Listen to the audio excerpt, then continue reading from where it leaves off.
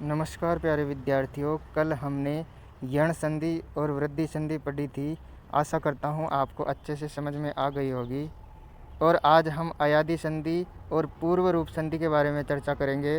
तो सबसे पहले अयादि संधि के बारे में बात करें तो इसकी परिभाषा, जब ए ऐ ओ औ के बाद कोई भी स्वर यानी सभी स्वर आ जाए तो ए के स्थान पर अय और ऐ के स्थान पर आय आदेश हो जाता है, और औ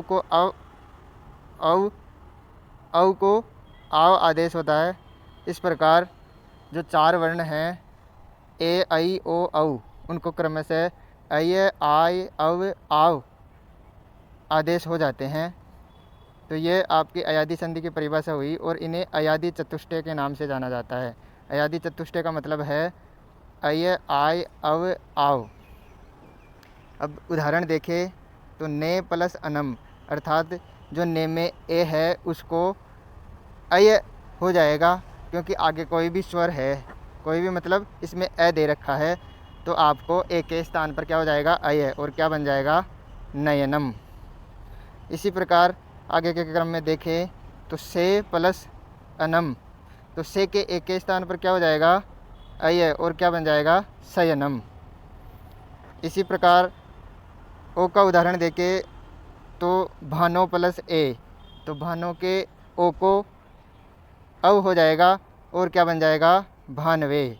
इसी प्रकार पौ प्लस अकह, इसमें पौ के औ को क्या हो जाएगा, आव, और क्या बन जाएगा, पावकह। इसी प्रकार इसका अंतिम उदाहरण भौ प्लस अकह, तो भौ के औ को क्या हो जाएगा, आव, और शब्द बन जाएगा भावुकह। इस प्रकार आपकी अयादि संधि देखी। इसमें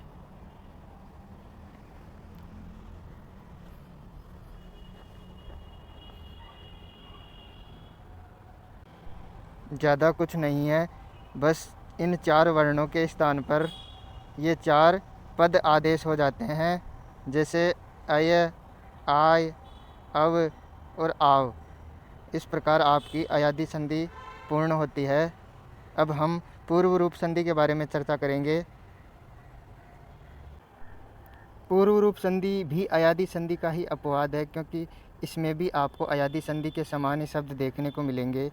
जैसे पद के अंत में स्थित ए ओ के बाद यदि ऋस्व अ आए, उसमें तो संपूर्ण स्वर आते थे, और इसमें केवल और केवल ऋस्व अ आएगा। तो ए प्लस अ दोनों के स्थान पर पूर्व रूप संधि ए एक आदेश हो जाता है, अर्थात दोनों के स्थान पर एक ही आदेश होगा। ओ प्लस अ दोनों के स्थान पर भी ओ एक आदेश हो जाता है, अर्थात इन दोनों के स्थान पर भी एक ही आदेश होगा। ए ओ के पश्चात आने वाला अ अपना रूप ए ओ में ही विलीन हो जाता है, अर्थात ये इसको छुपा देता है। उस विलीन अ का रूप लिपि के अवग्रह इस एस के समान अंकित किया जाता है, यानी अंग्रेजी के वर्ण एस के समान अ को लिख दिया जाता है। जैसे हरे अत्र में हरे, यह अत्र होना चाहिए था, परंतु अ ए में समा गया, अर्थात इसमें मिल गया, तो रूप बना हरे अत्र। यहाँ उच्चारण के समान हरे अत्र ही कहा जाता है, लेकिन अवग्रह का उच्चारण नहीं होता है, क्योंकि अपन किसी भी वर्ण को बोलते हैं किसी शब्द के साथ, तो अ उसमें छुपा होता है, तो अ का उच्चारण वहाँ पर नहीं होता है। अब हम इसके उदाहरण देखें तो ते अपि, इसमें चेंज कुछ नहीं होगा, केवल ऐसा का ऐसा ही बन जाएगा, केवल अ के स्थान पर अवग्रह चिन्ह लग जाएगा, तो क्या बना, ते अपि। इसी प्रकार आगे का उदाहरण देखें तो हरे प्लस अव, हरे अव, यानी अ को अवग्रह चिन्ह के रूप में लिख देते हैं। जैसे विष्णु अव, तो ओ के बाद में अ है, तो अ क्या हो जाएगा, अवग्रह चिन्ह में परिवर्तित हो जाएगा, और क्या बनेगा, विष्णु अव। तो इस प्रकार आपने पूर्व रूप संधि पढ़ी, और इसमें अयादि संधि के समान ही उदाहरण देखने को मिलेंगे, केवल आपको इसमें ऋस्व अ संपूर्ण स्वरों के स्थान पर देखने को मिलेगा। अयादि संधि में आप संपूर्ण स्वर देखते थे ए ओ ऐ औ के आगे, केवल अयादि संधि में ही ऐसा होता है। बाकी पूर्व रूप संधि में ए और ओ के बाद में केवल और केवल ऋस्व अ देखने को मिलेगा, और ऋस्व अ का अवग्रह चिन्ह के रूप में यानी अंग्रेजी के एस के समान लिखा जाता है।